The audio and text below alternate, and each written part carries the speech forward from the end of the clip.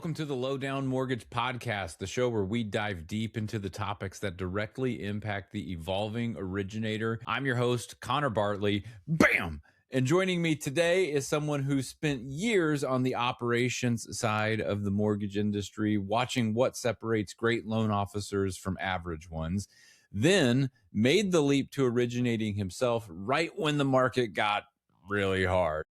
He brought his California roots and his Georgia work ethic and an underwriter wife along with him for the ride. So, Logan Judah, welcome to the Lowdown. Thank you so much for having me. Yes, I appreciate it. This is a tremendous opportunity to learn from you and also be on the podcast. Very first podcast. So I very much appreciate just coming on, speaking with you, answering questions, and just, shooting the proverbial shit, kind of, so to speak. Let's do So it. yeah, Absolutely, absolutely. man. Well, I'm looking forward to the conversation too. It's been great getting to know you, and now we'll get an opportunity to get your story out to other originators. So, just to kind of start from the beginning, and I alluded to it a little bit there in the introduction, you spent over 2 decades on the operations and wholesale side of this business before you ever originated alone. And then when you finally made the switch to originating, it was the fall of 2022, right as rates were climbing and loan officer counts were dropping.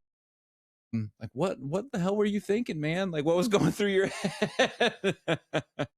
It's a great question. I don't even know if I was thinking, to be honest. My wife and I just said, hey, either one of us have a ton of knowledge.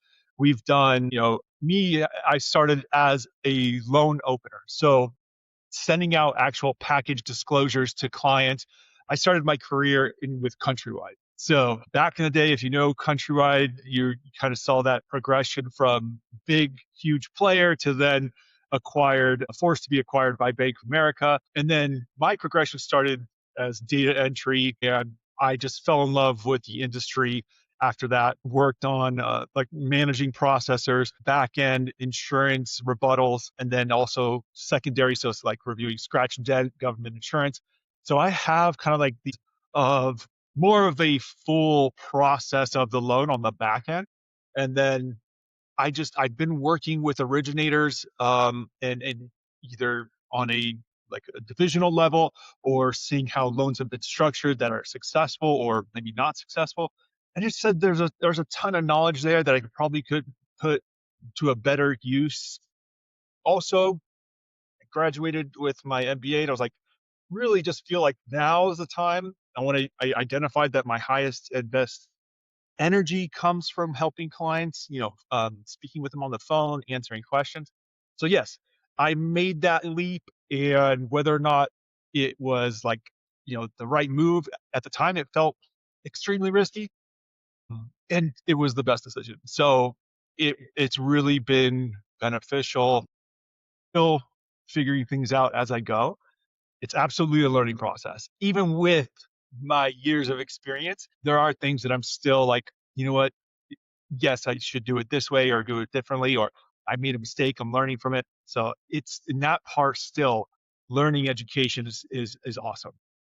Yeah. Well, I love that you identified what was like giving you energy, the thing that you really enjoyed most about what you were doing, and said, I'm going to go all in on that.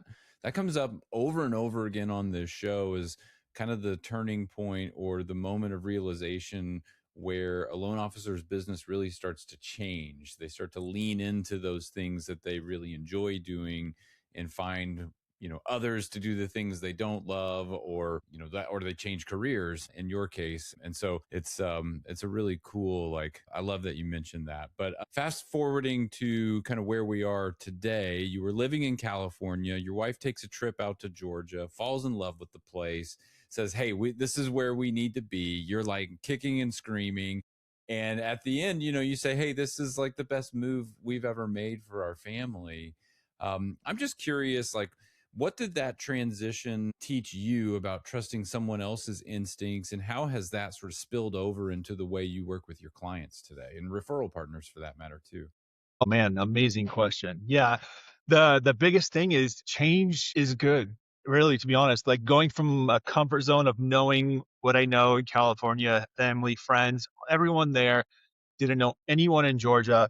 So it really was a complete unknown. And my wife came to me and was like, "Hey, we're moving to Georgia." And I'm like, "The hell we are." And she's like, "Well, enjoy being single." And I'm like, "No, that's okay." I tagged along, but had no connections. And then I just went out, sought networking opportunities, made connections with other, people in the industry out here in Georgia, and it's been great. And I would say, as I transition or as I transition and help clients, there are ways that I can use kind of like that change to help clients see things from a different perspective. you know, it's explaining the opportunities to someone. I want to present as many opportunities as possible and then narrow it down to ones that are most beneficial, similar to like, you know, what I've done. And it's just a life lesson and a life experience that I have that I try and apply. Just don't be afraid of, kind of like those unknowns. Because it sometimes can be very beneficial for the individual in the family. Yeah. And so, same industry, new job within that industry, new market, no relationships. Like how do you build in an environment like that? Like how did you get started? How did you start to gain momentum? Yeah, so I was working with a company called Equity Prime Mortgage (EPM), based out of Sandy Springs, and here in Georgia. And I would come up with there would be opportunities where I would be able to go to realtor events, kind of like working with our business development. His name is Frank Ferrand, and he would have opportunities where he would be in front of realtors, other loan originators. So I got a little bit more of a insight or exposure to that because I would be adjacent to that or a part of that event. I parlayed that into just building relationships from those connections that I made. So kind of just utilize like having conversations, asking people at those events what they're doing, how the business is going, what are they doing differently, what do they look forward to, and just getting insight as to how they're planning their business. And then as the transition I made, I just then kind of like utilized those conversations and reached out with like a warm hello introduction, and then used the conversation kind of continued to flowing because they kind of already had met me and knew me a little. Yeah. So, would you consider your like operational knowledge to be a little bit of a cheat code? I know a lot of, producers that get started in a high volume environment, maybe junioring or assisting under a top producer, they're just their level of knowledge on different scenarios and types of files, is exponentially higher than someone who's just coming in totally green. Does that background feel like a superpower to you, and does it slow you down sometimes where you're like maybe overthinking loan structuring and things like that? To answer that question, yes and no. So I know that I've seen, like loans that maybe go to what's called like scratch and dent, where it's like an unsaleable situation. There's a guideline defect that was identified that prevents it from being securitized or insured or guaranteed by a government agency. Knowing like how to review guidelines, provide rebuttals to those agencies to try and overturn a defect kind of helps me know what makes a saleable loan, help my underwriting partners as to like if there's a questionable decision, what would be needed in order to make sure that this is something that you're going to be confident, comfortable with in approving, but also meets the requirements for underwriting guidelines. Right. Ultimately, I think we're all in the industry of making sure that we have loans that are saleable. But there's ways you can mitigate that risk, additional documentation or different types of documentation, and just different loan structures that can lead to success. So yeah, I would say it's a little bit of a superpower, but then also it becomes a little bit of a hindrance when I'm trying to structure a loan file up front because I really don't want to let go. If I can find a way to try and get that automated approval, I'd prefer that. But I won't shy away from a manual underwrite. It's just a little bit longer of a review. But I want to be able to give my clients the most opportunity as well as my realtor partners. So finding ways to yes, as opposed to finding the ways to say no or looking for those opportunities to say no, I've been able to overcome some of the decisions made from other lenders to get to a yes. And that's not to say that other lenders are wrong and or bad. Maybe their buy box is a little bit different, but opening it up to see how we can get something done. And the lower has been amazing because we have a ton of products, a tons of different avenues to get to a yes to help a client. I've had preferred builder lenders turn down clients that have been able to get closed. And now I'm getting referrals from the builder contacts asking if I can help another client. So it's kind of, and that's kind of how I position myself as kind of like that niche first time home buyer getting from no to yes type of review. Yeah, and I know you've mentioned that like your primary niche is first-time home buyers with government loans, sometimes credit scores in the mid fives, right? I mean, you're filling in the gaps that the bigger Zillow-aligned teams maybe won't touch. How did you land in that lane, and what does it take to close those deals well? Yeah, I mean, I'm a competitor. I want to compete. So whenever I have a client or a referral from Zillow alums, I already know kind of like they're looking for much more maybe like conventional or higher credit score clients. So if they ever get in a situation where maybe they can't do it or they, don't necessarily want to do it, I want to take a second look. I want to help my realtor partners help their clients, right? How can I get another family into a home? Maybe that's, gone through a process that they've already kind of had a bad experience. So I have a team that works with, it's a Zillow Flex team. So they have a requirement to get it over to Zillow in 90 seconds with their loan officers. Even when that is done, there's been opportunities where I still can provide value and service above what they've already experienced. Turning that around into an experience where I build trust, continue the relationship, that has been really beneficial for me and just for my team. I didn't seek out to become that person that fills that niche. It just kind of naturally happened because I guess my background and my knowledge, and I do have a cheat a little bit, right? I have a wife that is a mortgage underwriter, Right, so it's like I have a ton of momentum at my back just saying why not do this, right? We right. look at guidelines, we look at the AUS findings, how or if we can find ways to get to that yes and still meet like those requirements. Again, it's just not to repeat myself, but that's ultimately what we're looking to do is put the client in the position, put the buyer in the position to get to that closing table. And she has a ton of knowledge. She's smarter than me, more she's the face and the brains of the franchise. I'm just like the mouthpiece. So, and Yeah. I tell her that all the time.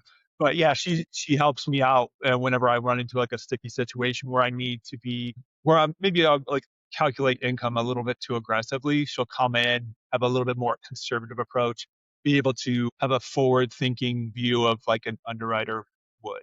So, and Yeah. then we So figure out how we can get to that.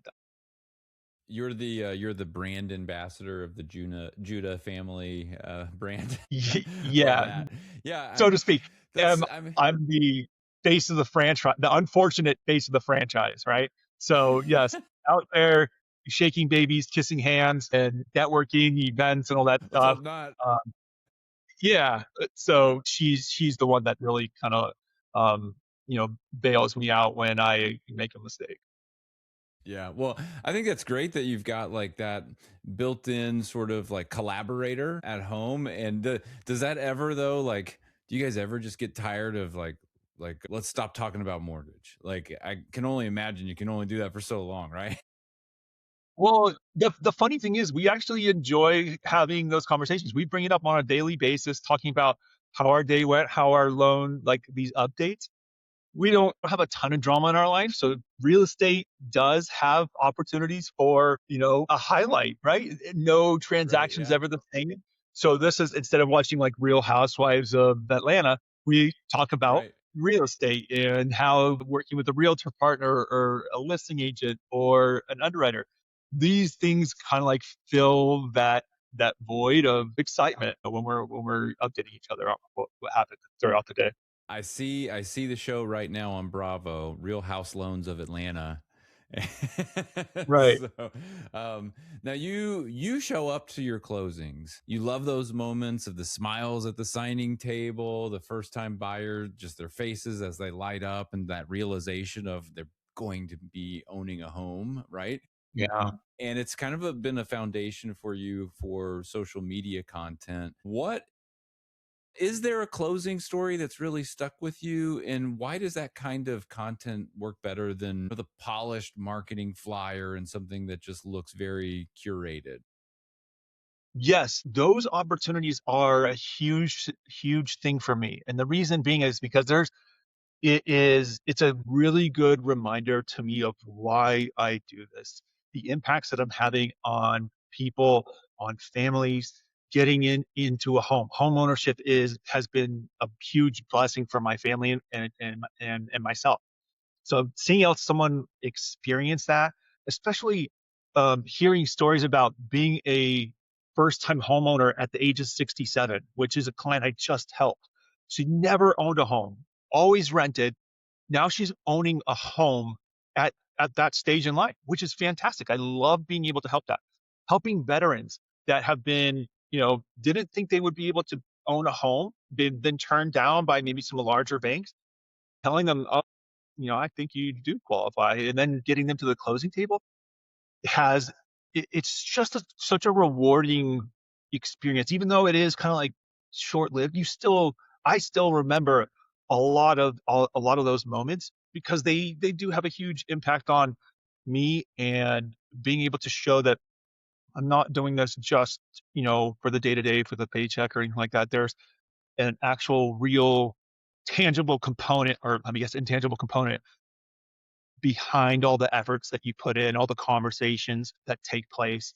And then being able to see my realtor partners and like the listing agent and the seller, because in Georgia, you have the seller on and the listing agent on one side, and then you have the buyer and the buyer's agent, and then me on the other side.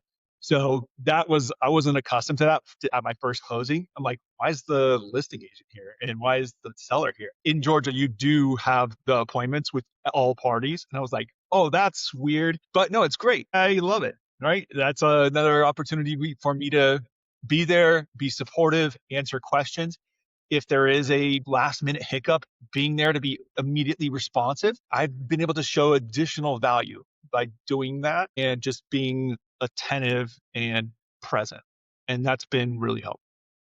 Yeah, it's I love the way you articulate that because there's a debate, often in the industry about whether or not a loan officer should attend those closings. It's not like a moral dilemma or anything like that. It usually just boils down to time, and is it worth the time to travel to those and spend the time at the place and yada yada yada. And especially as you start to produce more, being able to go to all of those is probably not realistic, but I do think there is value in at least attending a few every month to have that blessing of perspective, to be reminded of the impact that you're making, and really just to kind of be in the moment with the client and realize, wow, like you just kind of get to stand there and I don't know, watch your work pay off like in real time. I think that's really cool. So I love that about your heart, Logan. And the other part of it that I really appreciate and what I learned about you and just kind of getting to know you is that you also want to invest into people and bring new people into this industry and build them up. Like, what does that training model look like for you in your head? And what would it look like if, for your first hire? Yeah, great question. Yes, I do. I do love learning, but I also love being able to transfer my knowledge to someone else who is interested in learning about the industry, about processes, about the opportunities that being in this industry provides, especially being in this industry at lower. I just onboarded my very first loan officer comes from the real estate industry as a realtor. And then I have a past client reached out to me asking more about the loan officer position. And now he's excited. He's taking the 20-hour course because he wants to take the leap, do exactly what I did, jump in and be a loan officer helping clients, getting out there, networking, talking to people. There is as the kind of like the loan officer profession gets a little bit lower, like older, the number of loan officers or licensed loan officers has decreased. I want to be able to kind of fill that gap with anyone who's interested in learning and, being able to get out and market, provide value, help clients, hopefully with the same values that I do. Everyone's value is going to be different, but as long as we are somewhat, aligned in what the end goal is, there's a homeowner or a prospect that it has questions, wants information, needs guidance, wants awareness, we can fill that need or, and help provide that awareness, that knowledge. That's where I want to help train and coach and guide that next generation of originators. Yeah, I think it's great, man. We definitely need some new blood in the business, and I think it's cool that like you're conducting business in a way that is inspiring others to want to be in the mortgage business. And like, what cooler payoff is there than that, right? Like, the process was so great for someone that they wanted to do your job because you did such a good job of it. So I think that's amazing. So you we started talking about goals the other day, and you had changed kind of your perspective on that. I think this industry places a lot of emphasis on volume, the dollar number, the amount of dollars funded. And a lot of loan officers kind of set their sights on a particular dollar number, and that's where you were. But you shifted then to wanting to serve more families and help 100 families a year. What made you reframe it that way, and how has that changed the way you think about just your day-to-day activities? Yeah, no, that's a fantastic question. I did have that goal of I wanted to be in that top 1%. I want to be $100 million producer. I thought like that's the gold standard. That is the top one or top half percent. And I was like, yes, I want to get all these accolades. It was more of a individual, um, kind of selfish outlook on where I wanted to set my sights and to be. And then it just dawned on me like, that's not me. I'm not that person, right? I don't need the awards. I don't necessarily I'm not seeking the recognition and, yes and no. But at the same time, I reframed it in my mind to where like I want to help 100 families in a year. And that to me is ultimately like what I want to do and I am doing. The volume will maybe eventually come. I think it will, but the families are the end product of all the work, all that process, all the communication, conversations.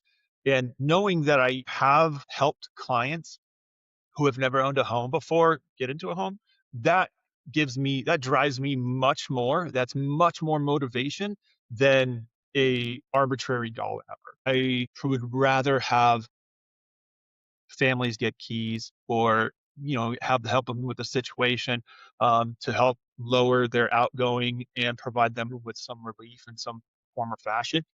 The family aspect of it is really really important to me, and my wife, so it's much more of a aligned goal versus the previous way I had. Yeah. Well, I love the way you take a look at that. And I think it's just a consistent theme that happens again on this podcast is you see that impact over income mentality where, suddenly there's a shift in the way of thinking that is more focused on just making a bigger impact. And that is the moment that the income starts to follow. Like, income follows impact, and if you can provide value, make an impact, then you're going to find a way to make money. Like, it's just going to happen. Yeah, So right.